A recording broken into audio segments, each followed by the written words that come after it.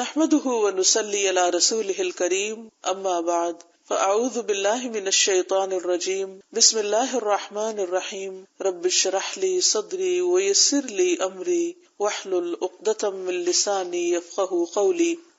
السلام علیکم ورحمۃ اللہ وبرکاتہ۔ ناظرین، پروگرام دعا کیجیے کے ساتھ آپ کی خدمت میں حاضر ہیں۔ آج ہم انشاءاللہ اولاد کے لیے کی جانے والی دعاؤں کے بارے میں بات کریں گے کہ قرآن و سنت میں ہمیں اس بارے میں کیا رہنمائی ملتی ہے۔ دعا ایسی چیز ہے جو انسان کی تقدیر کو بدل دیتی ہے۔ عام طور پر ہم اپنے خاندانی زندگی میں، گھریلو زندگی میں جب پریشان ہوتے ہیں تو ہم سمجھتے کہ شاید یہ مشکلات زندگی کا حصہ ہیں اور ان میں کبھی کوئی تبدیلی نہیں ہو سکتی۔ حالانکہ اللہ سبحانہ وتعالیٰ کے لیے کسی بھی چیز کو بدلنا کچھ بھی مشکل نہیں۔ بعض اوقات ہمیں شیطان یہ وسوسہ ڈالتا ہے کہ یہ چیز تمہاری تقدیر میں لکھ دی گئی تھی، اس لیے اب اس سے کوئی نجات کا راستہ نہیں۔ حالانکہ حدیث میں واضح طور پر آتا ہے، رسول اللہ صلی اللہ علیہ وسلم نے فرمایا، کوئی چیز تقدیر کو بدل نہیں سکتی سوائے دعا کے، اور کوئی چیز عمر میں اضافہ نہیں کرتی سوائے نیکی کے۔ یعنی اگر انسان دوسروں کے ساتھ خیر و بھلائی کرتا رہتا ہے تو یہ چیز اس کے عمر میں اضافے کا ذریعہ بنتی ہے۔ جیسا کہ ہم نے پہلے بھی ذکر کیا تھا کہ دعا کی قبولیت کے لیے ضروری ہے کہ پہلے ہم اللہ سبحانہ وتعالیٰ کی تعریف بیان کریں۔ اللہ سبحانہ وتعالیٰ کی تعریف کے بے شمار کلمات ہیں جو نبی صلی اللہ علیہ وسلم نے ہمیں سکھائے ہیں۔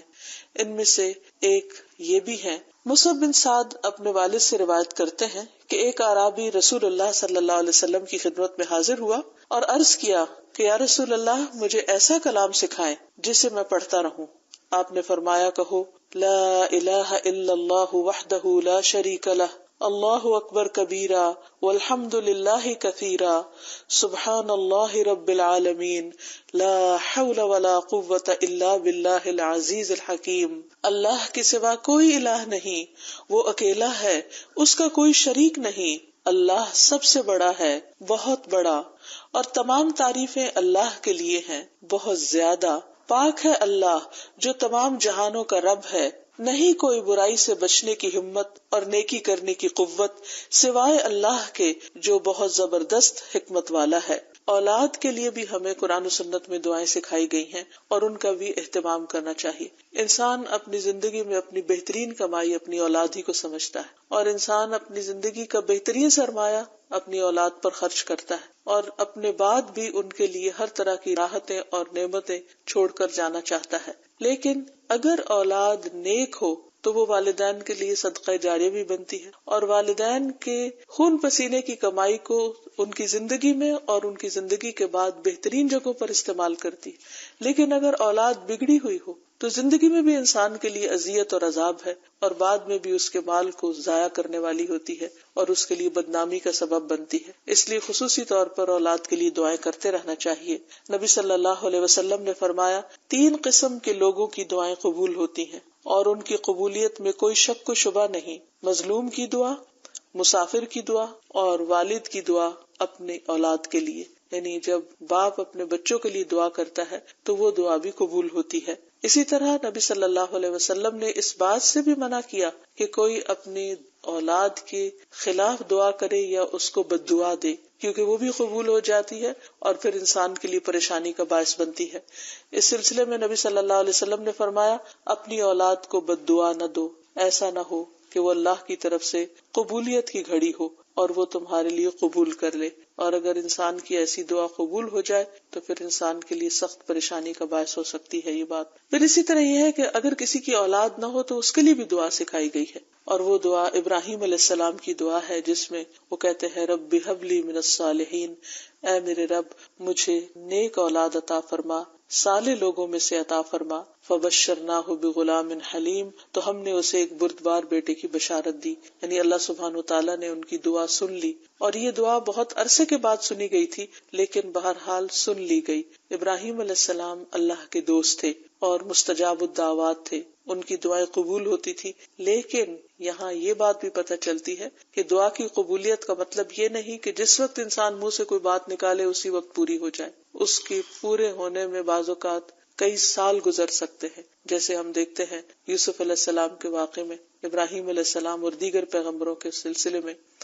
اور پھر ہم اس بارے میں یہ بھی دیکھتے ہیں کہ جس طرح ابراہیم علیہ السلام کی دعائیں قبول ہوئی تو انہوں نے اپنے رب کا اس پر شکر بھی ادا کیا اور فرمایا الحمدللہ الذی وہب لی علی الکبر اسماعیل و اسحاق ان ربی لسمیع الدعاء، کہ اللہ کا شکر ہے جس نے مجھے بڑھاپے میں اسماعیل اور اسحاق جیسی اولاد دی، بلا شبہ میرا پروردگار دعائیں سننے والا ہے۔ اور حقیقت یہ ہے کہ اللہ تعالیٰ پیغمبروں کی بھی سنتا ہے اور پیغمبروں کے علاوہ باقی لوگوں کی بھی دعائیں سنتا ہے، اس لیے اولاد کی طرف سے کبھی بھی مایوس نہیں ہونا چاہیے، نہ ہونے کی شکل میں بھی اور ہونے کے بعد ان کی نیکی اور خیر اور بھلائی کے سلسلے میں بھی۔ اور اس میں ہم دیکھتے ہیں کہ زکریا علیہ السلام کی بھی اولاد نہیں تھی تو وہ بھی بڑھاپے تک مایوس نہیں ہوئے اور دعا مانگتے رہے، اور اس سلسلے میں آتا ہے کہ وہ جب دعا مانگتے تو کہتے رب ہب لی من لدنک ذریۃ طیبہ انک سمیع الدعاء، کہ اے میرے پروردگار تو مجھے اپنے پاس سے نیک اور پاکیزہ سیرت اولاد عطا فرما، تو ہی دعا کا سننے والا ہے۔ یعنی پیغمبر ہمیشہ صرف اولاد کی دعا نہیں کرتے بلکہ نیک اولاد کی دعا کرتے ہیں۔ اولاد کا ہونا اللہ سبحانہ وتعالیٰ کا ایک بہت بڑا انعام اور بندے پر بہت بڑا احسان ہے، اسی لیے ہم دیکھتے ہیں کہ اولاد انسان کے لیے اگر نیک ہو تو راحت، رحمت، آرام اور چین اور آنکھوں کی ٹھنڈک کا ذریعہ ہوتی ہے۔ نبی صلی اللہ علیہ وسلم حضرت حسن اور حسین کو اپنے پھول کہا کرتے تھے کہ یہ دونوں میری دنیا کے پھول ہیں۔ ایک اور حدیث سے ہمیں پتہ چلتا ہے کہ اولاد انسان کی بہترین کمائی ہے۔ فرمایا ان اولادکم من اطیب کسبکم، تمہاری اولاد تمہاری سب سے بہترین کمائی ہے، بس اپنی اولاد کی کمائی میں سے کھاؤ، یعنی وہ انسان کے لیے حلال ہے، جائز ہے۔ پھر اسی طرح بیٹیاں جو ہیں ان کی تعلیم و تربیت اور ان کی پرورش بھی ایک بہت خیر و بھلائی اور جنت کمانے کا ذریعہ ہے، لیکن اس کے ساتھ ساتھ یہ بھی یاد رکھنا چاہیے کہ اولاد ایک رسپانسبلٹی بھی ہے، ان کے بارے میں سوال بھی کیا جائے گا کہ ان کی تربیت کس طرح کی۔ پھر خصوصی طور پر اسے ماں کی ذمہ داری قرار دیا گیا، اگرچہ ماں اور باپ دونوں ذمہ دار ہیں، لیکن عورت سے اس کے گھر والوں یعنی اس کے بچوں کے بارے میں اس سے سوال ہوگا کہ اس نے ان کی تربیت کیسے کی۔ تو اس لیے ہم سب پر لازم ہے کہ ہم اپنے بچوں کی دینی اور دنیاوی دونوں طرح سے بہترین تربیت کرنے کی کوشش کریں۔ تو آخر میں ہم دیکھتے ہیں کہ جو دعائیں ہمیں خاص طور پر اولاد کے لیے مانگنی چاہیے وہ ان کی نیکی، تقوی اور اصلاح کی ہیں، پیدائش سے پہلے بھی اور بعد میں بھی۔ پیدائش سے پہلے رب ہب لی من الصالحین، کہ اے رب مجھے صالح اولاد عطا کر، رب ہب لی من لدنک ذریۃ طیبہ انک سمیع الدعاء، اے میرے پروردگار مجھے اپنی طرف سے نیک اور پاکیزہ اولاد عطا فرما، بے شک تو ہی دعا کا سننے والا ہے۔ پھر اسی طرح اولاد کو شیطان سے محفوظ رکھنے کی دعا بھی کرنی چاہیے، جس طرح حضرت مریم کی والدہ نے ان کی پیدائش سے پہلے دعا کی۔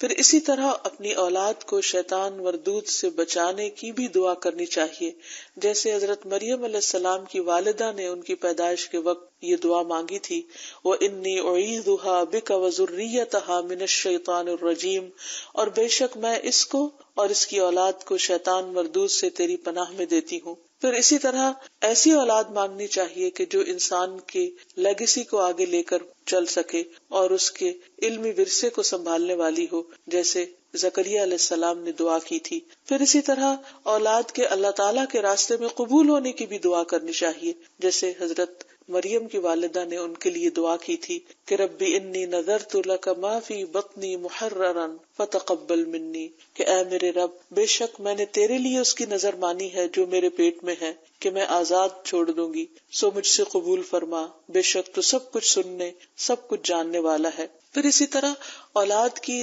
دینی دنیاوی ضروریات پوری کرنے کی بھی دعا مانگنی چاہیے، جیسے ابراہیم علیہ السلام نے دعا کی تھی، اے ہمارے پروردگار میں نے اپنی اولاد کے ایک حصے کو تیرے قابل احترام گھر کے پاس ایسے میدان میں لا بسایا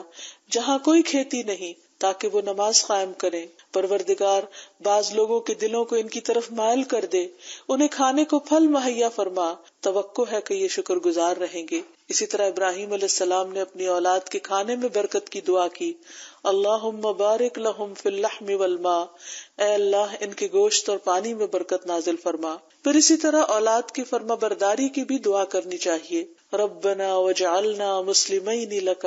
ومن ذریتنا امۃ مسلمۃ لک وارنا مناسکنا وتب علینا انک انت التواب الرحیم، اے ہمارے پروردگار ہم دونوں کو اپنا فرما بردار بنا لے اور ہماری اولاد میں سے ایک جماعت پیدا کر جو تیری فرما بردار ہو، اور ہمیں اپنی عبادت کے طریقے بتلا اور ہماری توبہ قبول فرما، بے شک تو بڑا توبہ قبول کرنے والا اور نہایت رحم فرمانے والا ہے۔ پھر اسی طرح اولاد کی اصلاح کی دعا کرنی چاہیے، رب اوزعنی ان اشکر نعمتک التی انعمت علی وعلی والدی وان اعمل صالحا ترضاہ واصلح لی فی ذریتی انی تبت الیک وانی من المسلمین۔ اے میرے پروردگار مجھے توفیق دے کہ میں تیرے اس احسان کا شکر ادا کروں جو تو نے مجھ پر اور میرے والدین پر کیا، اور یہ بھی کہ میں ایسے اچھے عمل کروں جو تجھے پسند ہو، اور میری خاطر میری اولاد کی اصلاح کر، میں تیرے حضور توبہ کرتا ہوں اور بلا شبہ میں فرما بردار ہوں۔ اسی طرح اولاد کی نماز قائم کرنے کی دعا کرنی چاہیے، رب اجعلنی مقیم الصلاۃ ومن ذریتی ربنا وتقبل دعا ربنا اغفر لی ولوالدی وللمؤمنین یوم یقوم الحساب۔ اے میرے رب مجھے بھی اور میری اولاد کو بھی نماز قائم رکھنے والا بنا، پروردگار میری یہ دعا قبول فرما۔ اسی طرح اولاد کے شرک سے بچنے کی دعا کرنی چاہیے، وَجْنُبْنِي وَبَنِيَّ أَن نَّعْبُدَ الْأَصْنَامَ، اور مجھے بھی اور میری اولاد کو بھی اس بات سے بچائے رکھنا کہ ہم بتوں کی عبادت کریں۔ پھر اسی طرح اولاد کی خرابیوں سے، پریشانی سے بچنے کی دعا بھی کرنی چاہیے، جیسے نبی صلی اللہ علیہ وسلم نے دعا سکھائی کہ وَمِن وَلَدٍ يَكُونُ عَلَيَّ رَبًّا، کہ ایسی اولاد سے مجھے بچائے یا رب جو میری آقا بن بیٹھے۔ پھر اسی طرح دوسروں کی اولاد اور دوسروں کے بچوں کے لیے بھی دعا کرنی چاہیے، کیونکہ انسان جب اپنے لیے خیر چاہتا ہے تو وہ خیر دوسرے کے لیے بھی پسند کرنی چاہیے، اور جب دوسرے کے لیے دعا کرے گا تو وہ خیر اس کی طرف لوٹے گی جو کسی کے لیے بھلا چاہے گا۔ اور اس کے لیے ہم دیکھتے ہیں کہ نبی صلی اللہ علیہ وسلم نے حضرت انس کے لیے خصوصی طور پر دعا کی تھی ان کی والدہ کی فرمائش پر، اللہم اکثر مالہ وولدہ، اے اللہ اس کے مال اور اولاد میں کثرت کر۔ اور ہم دیکھتے ہیں کہ حضرت انس رضی اللہ تعالیٰ عنہ کے حق میں نبی صلی اللہ علیہ وسلم کی یہ دعا قبول ہو گئی۔ تو اللہ تعالیٰ سے دعا ہے کہ وہ ہمیں اپنے ازواج اور اولاد میں آنکھوں کی ٹھنڈک نصیب کرے، اور یہ دعائیں ہمیں سکھا دے تاکہ ہم اپنی اولاد کی دنیا اور آخرت کی بھلائیاں مانگتے رہیں اور اللہ کی رحمت سے کبھی بھی مایوس نہ ہوں۔ وآخر دعوانا ان الحمد للہ رب العالمین۔